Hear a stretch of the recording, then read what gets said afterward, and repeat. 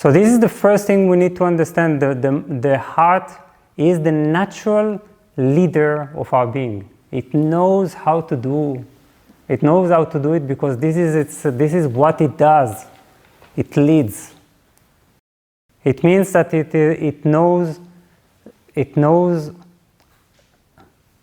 to define our meaning in life, our real values, whereas the mind doesn't have a clue. So basically the heart is the center in us that anyway does it. It recognizes and defines what is going to be the most important thing for us, or the most important things in our life, and then it directs the mind to follow these things. You see? Because usually our attention goes to certain things throughout the day. But why do we pay attention to this and not to that? Because our hearts tell us what is important. So the heart, think of it like a compass. It guides you, it guides your attention. Yesterday I told some of you that I come originally from Israel. I don't live in Israel for almost 8 years, but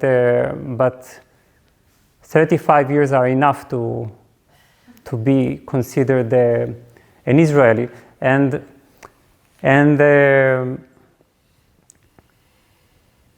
in Hebrew, attention, and this is so remarkable, the word attention is literally translated into putting your heart on something. You see? That's genius. It's like, how do we know everything, right? How do we know to connect heart and core? How do we know to say that this is what attention is? So when we put our attention, it doesn't start from here. It starts from here. So this gives the heart is what determines what will be the things that will matter to us the most and that are worthy of our attention. Right now, in this meeting, your heart has decided that heart knowing, heart opening is going to be your center of attention. Luckily, it's great. So it defines, and therefore it also is the place where we make our choices. We usually think that our choices come from here, that we decide all the pros and cons and so on. But this is anyway the reality. We can make it even more a reality to settle in the heart when making choices, because our choices need to be guided by what matters to us, what are our real values, what is true to our innermost. So basically we all use the term follow your heart. We know very little what that means. Very often people tell us, just follow your heart. And we say, but what do you mean follow my heart? What? My impulses, my emotions, what? But follow your heart becomes a reality when you understand how to settle in the heart as the center of meaning, attention, and choice. It means basically to follow our deepest authenticity in relation to what our meaning of life is.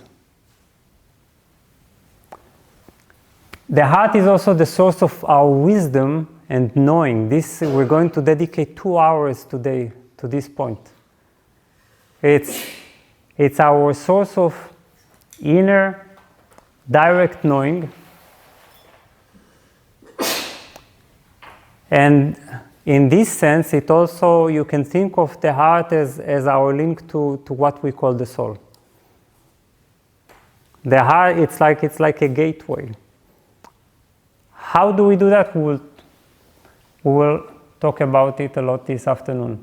And the heart is also our true driving force. Because again, it's all connected. It tells us what is our meaning, what are our values, what choices we should make, and what should be our main motivation. What should make us wake up in the morning? Again, when it's awake, it's much easier. And the heart is our emotional center. That everyone knows. But what does that mean? It means that the heart has a very specific language, and the way it knows, the way it identifies reality and truth is through feeling and knowing.